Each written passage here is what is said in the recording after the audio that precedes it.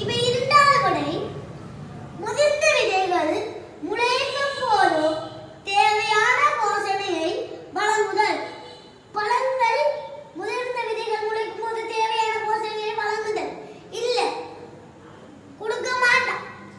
அப்ப இரண்டாவது விடை செய் அல்லாது அல்லது அதை நான் அல்லாதுதான் கேட்டுக்கு, அதனால இரண்டாவது விடை சரியா காணப்படுகின்றது. மூன்றாவது விடை பார்ப்போம்.